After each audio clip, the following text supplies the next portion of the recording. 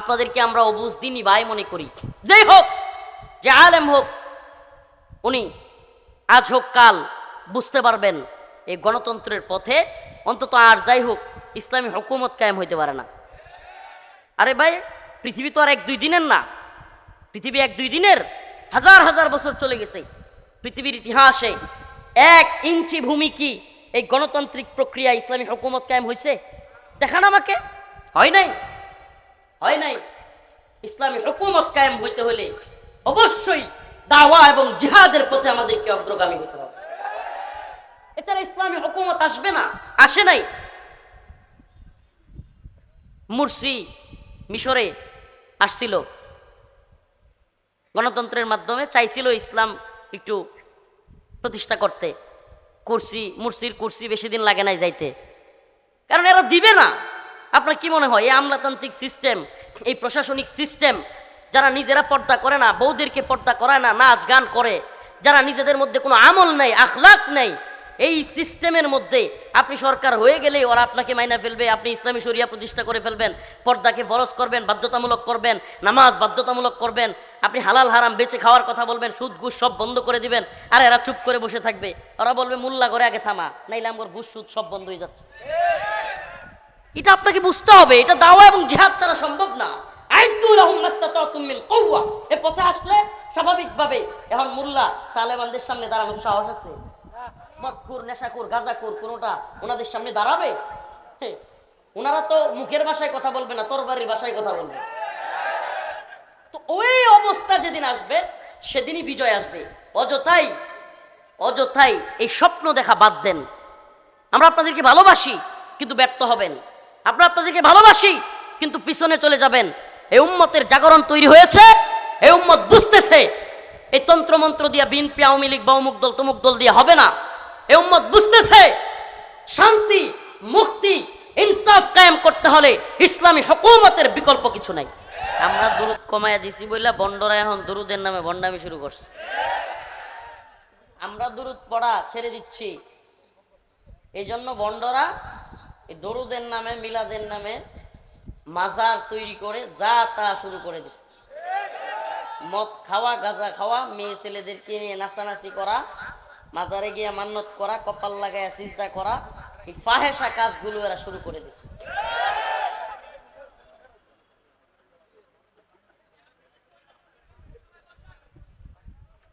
তো আমাদের এলাকাতেও এরকম এক মাজার আছে। তবে হ্যাঁ, এই মাজারের ইতিহাস অনেক বড়। আমাদের নেত্রকোনার পূর্বধলা থানার লেটির কান্দা গ্রাম, পাগলবাড়ি, কেউ কেউ হয়তো শুনে থাকবেন নাম, পাগলবাড়ি। তো এই বাড়ির পূর্বপুরুষদের ইতিহাস অনেক বড়, কিন্তু তাদের পরবর্তী প্রজন্ম এই সমস্ত বিষয়গুলো সুযোগ দিয়েছে। তাদের পরবর্তী প্রজন্ম, উত্তরসূরিরা পূর্বসূরিদের ঐতিহ্য ধরে রাখতে পারে নাই। তাদের পূর্বপুরুষ ছিল খরম শাহ, সুজন শাহ, আরও বড় বড় যারা ব্রিটিশ বিরোধী আন্দোলনে শরিক হয়েছে, এ ধরনের ইতিহাস আছে। কিন্তু এরা এখন গান বাজনা, মহিলা নিয়ে নাচানাচি, তারপরে চাচা এই বাবারা মাঝখান থেকে আপনারা ওদের বসতে বলার দরকার নেই, আপনি তো আমরা দেখতেছেন, আমিও আপনারা দেখতেছি, তাইলে ওরা যা মনটা করুক, গরমের মধ্যে দাঁড়াই আছে, তাদের ডিস্টার্ব আপনার হইতেছে না। এই আসতে আর কমন বললেই ঠিক, কি আশ্চর্য কথা। এই ক্যামেরাম্যানরা সব বসেন, বসে যান আপনারা। এই একটু আপনারা একটু সাইড হন। হ্যাঁ শুনেন, গরমের দিন যে যেভাবে আছেন সেভাবেই থাকেন, আল্লাহর হস্তে দেখতে হবে এরকম কোনো বাধ্যবাধকতা নেই, কথাগুলো শুনেন। তো যেটা বলতেছিলাম, তাদের ইতিহাস ব্রিটিশ বিরোধী আন্দোলনে শরিক হওয়ার ইতিহাস। কিন্তু এখন কিছুদিন, এই আমি জন্মের পর থেকে দেখতেছি, যখন থেকে বুঝি, মদ গাঁজা এসব খাওয়া, নাচানাচি করা, মহিলা পুরুষ একসাথে ভণ্ডামি করা, তারপরে মান্নত করা, কপাল লাগায়া, এগুলো অনেক দিন ধরে হচ্ছে। এই গত রাত্রে হঠাৎ করে এরা আবার মাইক বড় বড় দিয়া পুরো এলাকা থমথমে পরিস্থিতি তৈরি করে ফেলছে, নাচানাচি আর গান গাচ্ছে। তো তো এমত অবস্থায় আমার কাছে ফোন আসছে যে হুজুর সারা দেশে মাজার ভাঙ্গে, সারা দেশে বন্ডদের গাজার আড্ডা নষ্ট করতেছে, আমরা কিছু করি, অনেকে ফোন দেয়। তা আমি বলছি ভাই আমি এসব ভাঙাভাঙির পক্ষে না। বলে কেন হুজুর? আমি বলছি শুনেন, আমাদের প্রথম এবং প্রধান কাজ হলো ইআলায়ে কালিমাতুল্লাহ। প্রধান শত্রুদেরকে পরাজিত করতে পারলে সাপের মাথা আমেরিকা, ব্রিটেন কিংবা রাশিয়া যখন আফগানিস্তানে আফগান মুল্লাদের কাছে পরাজিত হলো, তখন আফগানিস্তানের মুল্লাদের, তালেবান ভাইদের বাড়ি বাড়ি গিয়া মাজার ভাঙতে হয় নাই, এগুলো এমনিতেই নাই হয়ে গেছে। আমাদের মূল কাজ দ্বীনের বিজয়ের জন্য চেষ্টা করা, ইলায়ে কালিমাতুল্লাহর জন্য চেষ্টা করা, ইকামতে দ্বীনের জন্য চেষ্টা করা। আলহামদুলিল্লাহ এমনিতেও এই মাজারপন্থীরা মাজার ব্যবসায় নাই খেয়ে গেছে। আলহামদুলিল্লাহ এই ক্ষেত্রে আহলুল হাদিসের ভাইদের বড় খেদমত আছে, স্বীকার করতে হবে। আহলে হক উলামায়ে কেরামের বড় খেদমত আছে। এখন যুব সমাজ বোঝা শুরু করছে, আমার আলোচনার প্যাটার্ন একদিক থেকে অন্যদিকে চলে যাচ্ছে। যুব সমাজও বোঝা শুরু করছে আলহামদুলিল্লাহ। এখন কলেজ ভার্সিটি, স্কুল কলেজ ভার্সিটির ছেলেপেলেরা টাকনুর উপর কাপড় পরে, 5 ওয়াক্ত নামাজ পড়ে, পর্দা মেনটেন করে চলে, সুবহানাল্লাহ, চোখের হেফাজত করে। এটা বড় খুশির খবর। ইয়া আইয়ুহাল্লাযীনা আমানু মান ইয়ারতাদ্দা মিনকুম আন দীনিহি ফাসাউফা ইয়াতিল্লাহু বিকওম ইউহিব্বুহুম ওয়া ইউহিব্বুনাহু আযিল্লাতিন আলাল মুমিনিন আইজ্জাতিন আলাল কাফিরিন ইউজাহিদুনা ফি সাবিলিল্লাহ ওয়া লা ইয়াখাফুনা লাওমাতা লাইম। আল্লাহ তো বলছেন তোমরা যদি মুখ ফিরায় নাও এই দিন থেকে আমি এমন এক জাতি তৈরি করে দিব যে এরা আমাকে ভালোবাসবে, আমিও এদেরকে ভালোবাসবো। ইউহিব্বুহুম ওয়া ইউহিব্বুনা আযিল্লাতিন আলাল মুমিনিন আইজ্জাতিন আলাল কাফিরিন। এরা মুমিনদের ব্যাপারে দয়া পরশওয়ালা হবে, কাফেরদের ব্যাপারে হবে শক্ত। ইউজাহিদুনা ফি সাবিলিল্লাহ, এরা আল্লাহর রাস্তায় জিহাদ করবে। ওয়ালা ইয়াখাফুনা লাওমাতা লাইম, কোন নিন্দক মানহাজি জঙ্গি মৌলবাদী ট্যাগ দিলেই এরা থেমে যাবে না। ওয়ালা ইয়াখাফুনা লাওমাতা লাইম, এরা নিন্দুকের নিন্দার পরোয়া করবে না। এই প্রজন্ম তৈরি হয়ে যাচ্ছে আলহামদুলিল্লাহ। এই প্রজন্ম, আমি গতকালকেও নোয়াখালীর হেফাজতে সমাবেশে বলে এসেছি যে আপনি যেই হন, এখন আর মানহাজি জঙ্গিবাদী মৌলবাদী ট্যাগ ওই আমেরিকা, ব্রিটেন কিংবা রেন্ট কর্পোরেশনের খাওয়ায়া দেওয়া ট্যাগ দিয়া আপনি এই প্রজন্মকে থামাই দিতে পারবেন না। আপনি কল্পনাও করতে পারবেন না এই প্রজন্ম এখন এই গণতন্ত্রের লাড্ডুকে লাথি মেরে ফেলে দিছে। এই প্রজন্ম বুঝে গেছে এই তন্ত্রমন্ত্রের ধ্বজাধারীরা আব্রাহাম লিঙ্কন কিংবা জর্জ রোশোর এই তথাকথিত সেকুলার গণতন্ত্র দিয়া ইসলামের কিছু হবে না। আপনি বুঝেন না, আপনি অবুঝ ভাই, আপনি আমার অবুঝ ভাই, আপনি আমার অবুঝ দিনই ভাই। আমরা আপনাকে তাগুত মুরতাদ এইসব বলি না, হুদায় বিভ্রান্তি ছড়ায়েন না। আপনাদেরকে আমরা অবুঝ দিনই ভাই মনে করি।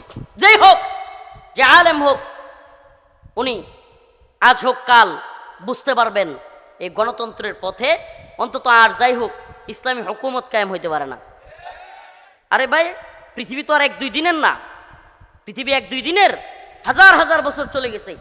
পৃথিবীর ইতিহাসে 1 ইঞ্চি ভূমি কি এই গণতান্ত্রিক প্রক্রিয়া ইসলামী হুকুমত কায়েম হয়েছে? দেখান আমাকে। হয় নাই, হয় নাই। ইসলামী হুকুমত কায়েম হইতে হলে অবশ্যই দাওয়া এবং জিহাদের পথে আমাদেরকে অগ্রগামী হতে হবে। এছাড়া ইসলামী হুকুমত আসবে না, আসে নাই। মুরসি মিশরে আসছিল, গণতন্ত্রের মাধ্যমে চাইছিল ইসলাম একটু প্রতিষ্ঠা করতে। মুরসির কুরসি বেশি দিন লাগে নাই যাইতে, কারণ এরা দিবে না। আপনার কি মনে হয় এই আমলাতান্ত্রিক সিস্টেম, এই প্রশাসনিক সিস্টেম, যারা নিজেরা পর্দা করে না, বউদেরকে পর্দা করায় না, নাচ গান করে, যারা নিজেদের মধ্যে কোনো আমল নেই, আখলাক নেই, এই সিস্টেমের মধ্যে আপনি সরকার হয়ে গেলে ওরা আপনাকে মাইনা ফেলবে। আপনি ইসলামী শরিয়া প্রতিষ্ঠা করে ফেলবেন, পর্দাকে ফরজ করবেন, বাধ্যতামূলক করবেন, নামাজ বাধ্যতামূলক করবেন, আপনি হালাল হারাম বেঁচে খাওয়ার কথা বলবেন, সুদ ঘুষ সব বন্ধ করে দিবেন, আর এরা চুপ করে বসে থাকবে। ওরা বলবে মোল্লা করে আগে থামা, নাইলে আমার ঘুষ সুদ সব বন্ধ হয়ে যাচ্ছে। এটা আপনাকে বুঝতে হবে, এটা দাওয়া এবং জিহাদ ছাড়া সম্ভব না। এ পথে আসলে স্বাভাবিকভাবে এখন মোল্লা তালেবানদের সামনে দাঁড়ানোর সাহস আছে? মদখোর, নেশাখোর, গাঁজাখোর কোনোটা ওনাদের সামনে দাঁড়াবে? ওনারা তো মুখের ভাষায় কথা বলবে না, তরবারির ভাষায় কথা বলবে। তো ওই অবস্থা যেদিন আসবে সেদিনই বিজয় আসবে। অযথাই অযথাই এই স্বপ্ন দেখা বাদ দেন। আমরা আপনাদেরকে ভালোবাসি কিন্তু ব্যর্থ হবেন, আমরা আপনাদেরকে ভালোবাসি কিন্তু পিছনে চলে যাবেন। এই উম্মতের জাগরণ তৈরি হয়েছে, এই উম্মত বুঝতেছে এই তন্ত্রমন্ত্র দিয়া বিএনপি, আওয়ামী লীগ বা অমুক দল তমুক দল দিয়ে হবে না।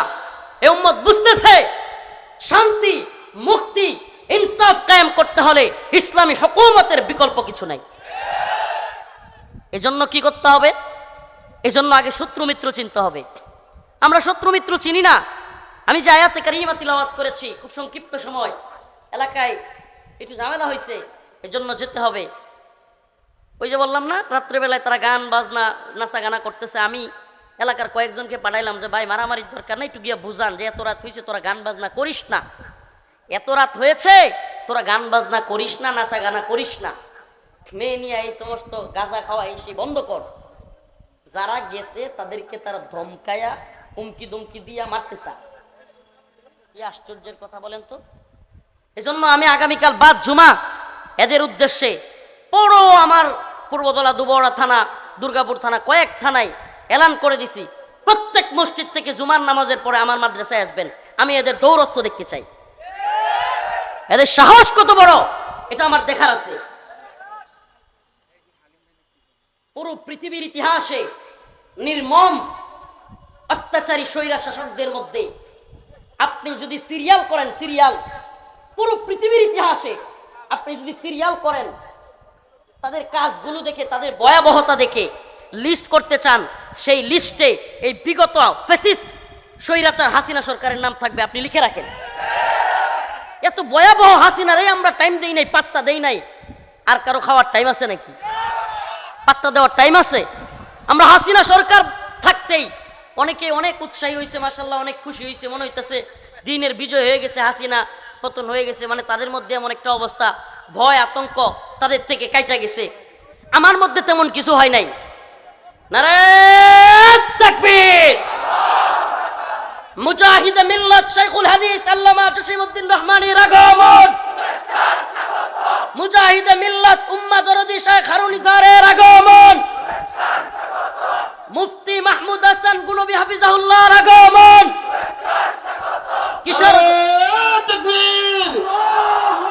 রশিদ সাহেবের আগমন, রহমান সাহেবের আগমন, শুভেচ্ছার স্বাগতম। সাবিলুনা সাবিলুনা জিহাদ আল জিহাদ হয়তো খেলাফত। না চালাও। গুনবী সাহেবের আগমন, শুভেচ্ছার স্বাগতম। প্রিয় ভাইরা আমার, আমার প্রিয় মুরব্বী, প্রিয় বড় ভাই মুফতি মাহমুদ হাসান গুনবী হাফিজাহুল্লাহ চলে এসেছেন। ভাই কথা বলবেন, আমি সংক্ষিপ্ত করতেছি, শুনেন।